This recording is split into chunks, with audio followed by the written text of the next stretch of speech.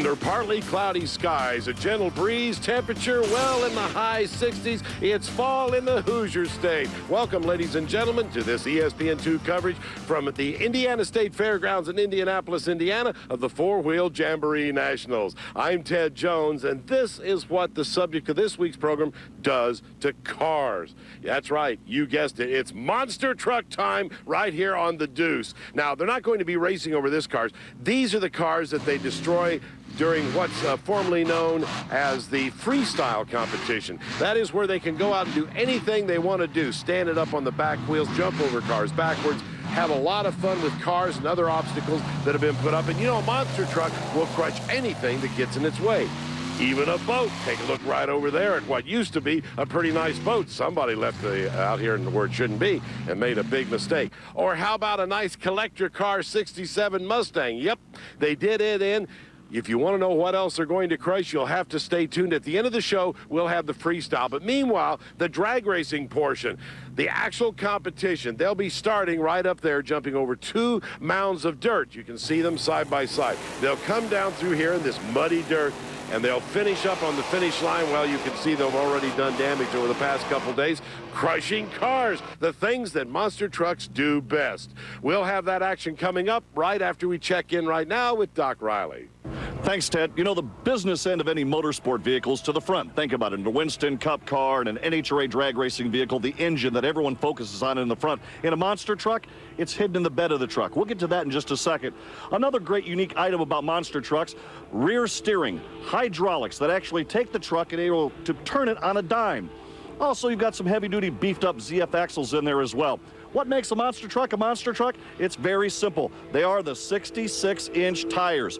Firestone right here is what Bigfoot's used for years, and that big cleat right there, it's been shaved down, saving 400 pounds off of that tire. The business end of a monster truck, that 572 cubic inch engine. It's in the back simply for weight distribution. That baby is fed by alcohol right there. The drive line right here, it's a four-wheel drive vehicle, so the drive line to the front and to the rear. The four-link suspension on here as well. Not much in the driver's compartment. It's very, very, very Spartan. Again, what makes a monster truck a monster truck? 66-inch tires. You notice the tread to the front to the back, different. Bigfoot trying something a little bit different here. They have shaved some of the lug off of here. They've grooved it a little bit for weight. This is actually off of a sod-type tractor. It distributes the weight very evenly, so if you're rolling sod or if you're at a sod farm, you're not mushing down into the ground. Bigfoot always on top of innovations, and why wouldn't you expect that from the original monster truck? All right, thank you very much, Doc. Let's take a look at the qualifying. First of all, Bigfoot, the name that started it all, driven by Dan Ruhnke. Well, he's very close in the points competition. We fought a training problem all night last night and this morning, you know, and it's hurting us. I mean, it's slowing down in between second and third, but we're going to gear up, see if we can't drag first and second a little longer, pick the time up a little bit. We just got to do what we got to do to survive here. We want this thing. And the Raminator, driven by Mark Hall, would like to win the championship. We talked to him about the possibility of doing just that. We'll see what we can do. Our big Dodge is running pretty good, and you know, now we'll throw all that stuff out the window, and now we got to go racing. So I got my grubby lucky hat on here, and we're ready to go. A newcomer here in Indianapolis. We haven't seen the Monster Patrol much before, driven by Paul Schaefer. Well, this is the first time I ever run this track, and light's a little bit different. I got to cut a better light. My reaction times was slowest out of all these, but I couldn't afford the red light. That would make the show, so I just had to wait for the green and go. But I'll sharpen up a little bit, and I'm going to leave it yellow this time. Andy Slifka in the Eradicator had a broken shock, which caused him some problem.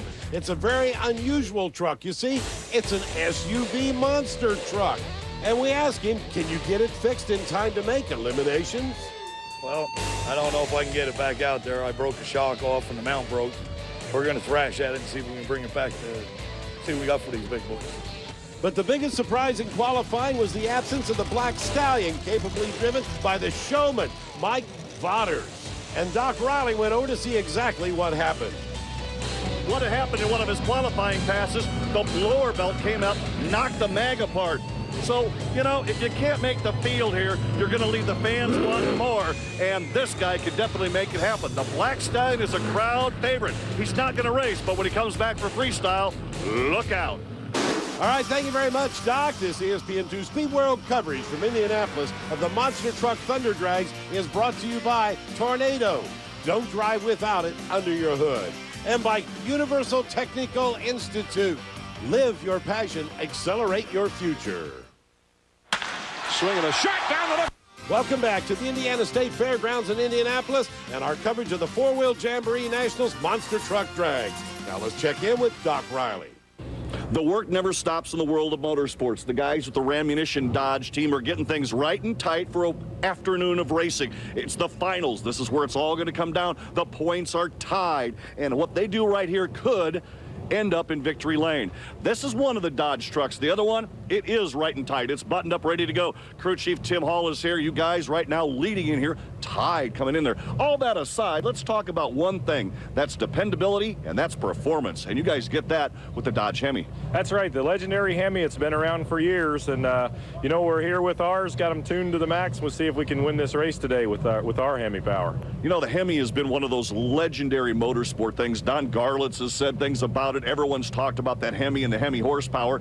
Myth, legend, or is it true? It's true. You know, we raced with wedge motors for a long time, and when we got our first Hemi and raced with it, we thought, my gosh, we should have done this a long time ago.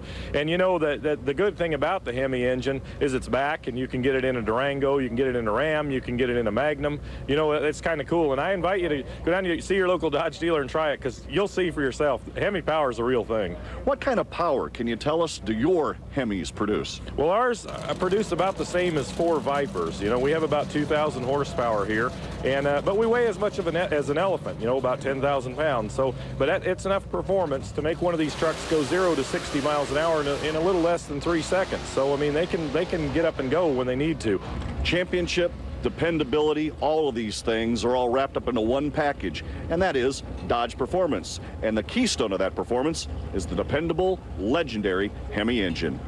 You got that right, Doc. The Hemi is legendary, and right now let's get things started. First of all with Alan Pizzo and the Predator, who qualified in the number 8 position, going against the big dog of Doug Nolte. Joining me in the booth now, our expert analyst, Claude Wood. Yeah, Ted, Doug Nolte, always a crowd favorite, and he right now has a solid lock on 3rd place. Doc talked about engines a few minutes ago. He's driving a 2000 Ford with a 572 cubic inch engine, 1,500 horsepower. Think that'll get the job done? It just may indeed. They're lined up. Good green light start. Take a look right off the line. It's the big dog, and he wins it by about a half of a monster truck length. 4:74 with a 1. His elapsed time to run the course. And while Dan Rennie gets ready to approach the line, a good look at him in the driver's seat, let's check in with Doc Riley. Hey, big dog, nice win in the first round. Oh man, thanks. This is great. Things, like I said, it's like a rocket ship, man. It's doing a little slower that time. I had a little bit of rough start, but it settled down and we took it on out, and I guess we got the win, man. We're ready to move on. And as I said, here comes Rammunition, Dale Burner, but his opponent is the most legendary monster truck at all. There it is, ladies and gentlemen. Bigfoot, originally driven by Bob Chandler, who made a legend of it. Now Dan Runte is in the driver's seat as Bob is retired, still owns the truck, as a matter of fact. He does, and Runte right now tied with Raminator for the points championship going into this round. So today will be a very pivotal race. You can see one thing they do. It's kind of like in drag racing, a burnout, only instead of burning out, they run up on the first ramp, kind of tap down the dirt to make sure it's good and solid, because traction is a problem. You can see the wheel spinning right there, Claude. You can, and the dirt that kicked up, these babies really start with some power. Well, Bigfoot with a 490 with a 9 elapsed time. He'll pick up the win. Let's take a look in the replay with our finish line cam and take a look at just how close it was. Wow, looked like a dead heat. A good round win, very close with you and Rammunition right there, but you pulled it off. You're heading to the next round. Yeah, I ain't mistaken. We got Big Dog. He's running tough. I mean, we're still having tranny problems. Going to try to go up another gear, see if we can't knock him out. I mean, we need to make it to the finals of this if we can, but like I said, we're just having some tough luck here. Our next pair of competitors approach the line. There's the sudden impact of John Seasock. He'll be going against Paul Schaefer, driving the Monster Patrol. And this should be a pretty even matchup. You have your number 4 qualifier and Seasock number 5. Right behind him is Paul Schaefer. Well, you can hear those big engines right there, supercharged with big Roots-type blowers burning methanol alcohol. Take a look at the Monster Patrol and the flashing lights up on top. They do put on a great show. Nearly even at the finish line, Monster Patrol picks up the win, 494 with a 2. Take a look at this one, folks, one more time. Whoa, we've got some great racing here today. Nice effort right there, moving on to the next round. Well, I tried. I got about midways. I got a little squirrely, and I had to back out of it, but I hammered on. You know, I keep forgetting this is a wide track. You know, I really, if you get sideways, you can just keep right on hammering because the track is so wide, you know. Well, next up will be the Raminator. You see him right there in the driver's seat of the business end of things. Mark Hall, the other Hemi. Matter of fact, the #1 Hemi. This guy does very well. He'll be going against the Eradicator of Andy Slifko. And Mark Hall right now tied with Bigfoot for the Series Points Championship. However, this will be a single, and away he goes. Well, Andy Slifko could not make the call, but Mark put on a great show anyway. 5 seconds flat. Boy, did he grab some air going over that last jump right there. This will set up the semifinals. You see how they're paired up right there. And as we go to break, Dan Runte working on Bigfoot because, ladies and gentlemen, it will be for the championship semifinal round. Don't miss it. Stay tuned. You're watching coverage from the four-wheel Jamboree Nationals at the Indiana State Fairgrounds. Let's find out more about the entire event with Doc Riley. Thanks, Ted. Four-wheel jamborees are not just about racing. Of course, there's NMRO mud racing, rock crawling, the Mickey Thompson Tough Truck Challenge, the monster truck racing. But for many people, it's all about show and shine. And show and shine can go from mild to, well, wild. It's all about what you want to do as a truck owner. Put suicide doors on, trick out the interior, do that wild paint and graphics. You betcha got it. And this is a great piece right here. If you want to know more about show and shine and what catches judges' eyes and how you can win some really, really cool awards, just log on over to the World Wide Web at familyevents.com, because it is all about 4x4 trucks. Whether they're mild or they're wild, there's a category waiting for you. Again, the four-wheel jamboree is open to everybody as long as you've got a 4x4 truck. All right, thank you, Doc. Semifinals in the monster trucks, and here comes Big Dog, who did very well in the first round, turning impressive 4.74 low ET, but he has his hands full this time because he's up against the legendary Bigfoot, Claude. And this will be a version of teacher versus student. You have Dan Runte and the Bigfoot with years of experience against the guy that he taught how to drive a monster truck, Doug Nolte. Well, we'll find out how well he taught him. You can see they pull into the lights right there. Good green light start. It looked like Nolte was out first and now wins it by a bunch. Wow, big win for Big Dog. 469 with a 9 low ET thus far. Well, you wanted a classic matchup, and we had it right there. The battle of the two Missouri-based Fords comes out, and again, you come up a winner. That's not very often. No, I mean, it's been a heck of a weekend, man. I mean, it's anytime you can beat those guys, I mean, it's a feather in your cap. I got so much respect for those guys. I mean, I watch what they do. I try and learn as much as I can from guys like that. So, I mean, this is an awesome win, man. This is huge. The track's still holding up?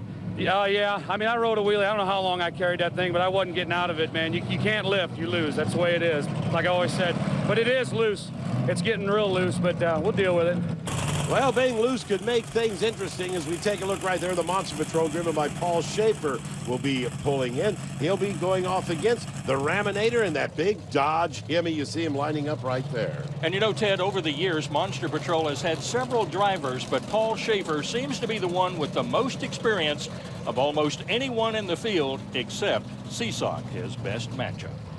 Raminator capably driven by Mark Hall, the #1 team leader of that Hemi Dodge team. Good green light start. Looked like Hall was out first by a bunch, and Hall finishes by about a half of a monster truck length. 469 with a 4. Wow, the competition couldn't get much closer ET-wise.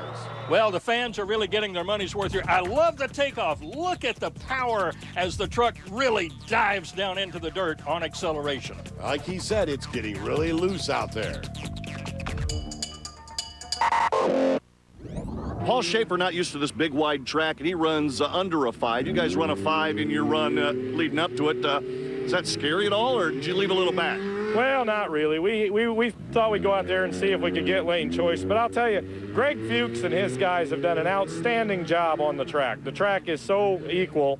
We ran an 87 in qualifying in one lane and 89 in the other lane, and Bigfoot ran 90 and 92, so we're fine. We think the lanes are fine. The thing got a little squirrely. It picked up the front wheels. We wanted to make sure we made a legal run and didn't get out of bounds, so that's fine. We'll be all right. That'll set up this great final between Big Dog and Raminator. Now Doc Riley's moved back down to that show and shine area. You know, when you take a walk around a four-wheel Jamboree National, you're going to see all kinds of beautiful color schemes, some with some really wild graphics. But, David, I tell you, this is a nice red truck. Tell me about the year, make, and model. It's a 2001 F-350 Super Duty. I bought it mainly to haul some brick back to my house from Home Depot, and it's just escalated from there. Really, a little time to do the lift first and then some of the exterior finishing touches, or what exactly happened? I put a 4-inch lift on it and then just went nuts after that. This is the 5th lift and the 5th set of tires. Looks like a daily driver, not a garaged or trailered vehicle. This is my daily driver, as I use this every single day to go to work and haul my kids' dirt bikes and rock or whatever I need to. Let's take a look underneath the engine compartment. What do you have as far as the power plant? I have a V10 underneath here, Borla headers. It's got a chip on it. It's cold air inducted, but it's also under warranty. So I want to keep it that way. You know, I noticed that when I first rolled up here, and don't take this wrong, I thought it was a younger guy's truck. You look at the interior, there's lots of speakers and a little edge to it, man. Well, I have 3 little boys, and I get talked into doing a lot of stuff. What do you like about coming to Jamborees? What kind of sets them apart from other shows, or why do you end up coming to an event like this one here in Indy? Well, I like the people. The people are really nice, and you get a lot of ideas from different vehicles, and it's just a fun thing to do with the family. All right, we'll take a break. When we come back, in addition to the finals, we'll have freestyle. You'll love that. Stay tuned. Indiana is being brought to you by Universal Technical Institute. Live your passion, accelerate your future. And by United Specialties, home of the Trendsetter.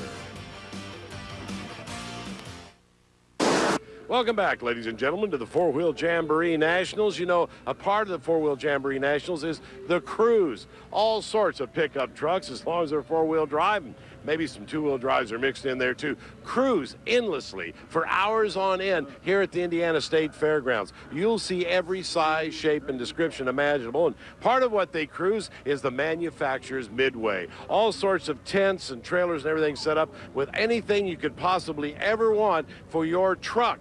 Now, I was talking to some of the guys over in competition, and they were talking about this new chemistry that's come out, something called Cool Chem, and I finally tracked it down right here. Let's talk to Ron Janik to find out more about, is this stuff for real? These guys are telling me you can chemically bond anything. Yeah, Ted, as a matter of fact, somewhere on my body, I have a welder, a soldering gun, a sewing machine, a stapler, a plastic welder, and a rubber revulcanizer. Guess where it's at? Yeah, where? I don't see it. Right here on my hip. With that little setup right there, you can almost build the space shuttle. Now, this is the new generation of technologies coming out of the manufacturing sector, and they're just amazing what they can do. This is an example of somebody who had a radiator problem on the road. And what they did is they found a little piece of truck tire, and they put some of our integrator on it, stuck it over the leaking area, and it's still there as far as I know. The guy said that this happened 2 years ago. Now again, everything is controlled with this. The minute that spray touches the liquid anywhere, it ignites a chemical reaction and everything, you know, is taken care of. So anybody can do this. Right now, people here at the event that want to take a toolbox with them are paying only $39.99 instead of the $69.99 that people are normally charged. And if they just want to try it out, this is an evaluation kit. There's enough in there to do maybe 15, 20 jobs. That kit costs corporations $21.93. Here, for the next little bit of time, we're letting them go for $6.99, just about nothing. Oh, wow, that's great. But what about my viewers out there? They're not here at the show. Can we do that? Yeah, let's do that. Can they get this? Well, what we're telling people here is they got to go home and put a code into our internet site. So I guess your viewers could do the same thing. The code is MTCH MT5, MT Mother Tony 5. And there's a little cool They code get that for $6.99. $6.99. See, the truck guys are ranting and raving about this. They've used it. As a matter of fact, let's check back in on the competition right now. And that competition will be the freestyle. We promised it to you. Here it comes right now, beginning with the Monster Patrol. They call that a 360, Claude. Well, they do, and really no rules. Anything goes here, no holds barred, let's say. The object, go out, impress the crowd, create a lot of dust, create a lot of excitement, and the crowd loves it. And just plain have fun. Don't think these guys aren't just great big kids driving their great big toys. Take a look right there, smashing cars. That's what monster trucks love to do, and that's what the crowd wants them to do as we take a good look there at Nightmare. And you know, the drivers really love this. I was talking to one of them before the event started, and he said, and I quote, "Wait until I get out there." Take a look at the way you do a 360. Andy Slithko and the Eradicator out of Pottstown, Pennsylvania did a job, and listen to the crowd. They loved it. Now here comes the king of them all. Talk about a showman, ladies and gentlemen. The Black Stallion, this guy, always does things. Here on ESPN2 last year, he turned it upside down. He did, and you know the phrase, "Give me some air." Well, there's some air, plenty of it under the truck. Look at that. Mike Vatters grabs a lot of air, and look at that wheel stand right there. He begins to break things up. I'll tell you, he's not afraid of anything in that truck. As a matter of fact, he goes over the cars the wrong way and almost turns it over. Oh, boy. Wheels still turning, and he is really into it.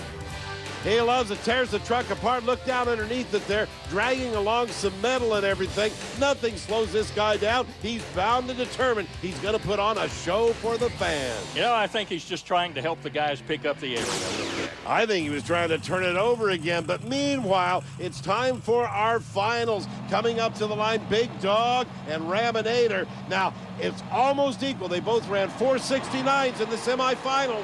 And Doug Nolte right here has a solid lock on third place, can't lose. But the Raminator picks up the win, 458 with an 8. And Claude, you're right. Both of them put on a really great showing. Congratulations to our new champion. Hey, the old dirty hat was lucky. Congratulations on the win here at Indianapolis. Well, thanks a lot. I think I'm going to wear this to bed tonight. This is all right. Our Big Dodge ran good. Heck of a team effort, man. This is all these guys ran really, really well all weekend, and all these guys got a heck of a team, and really looking forward to next year. I wish we'd get started tomorrow, and hey, thanks a lot to the whole team, all right, here we go.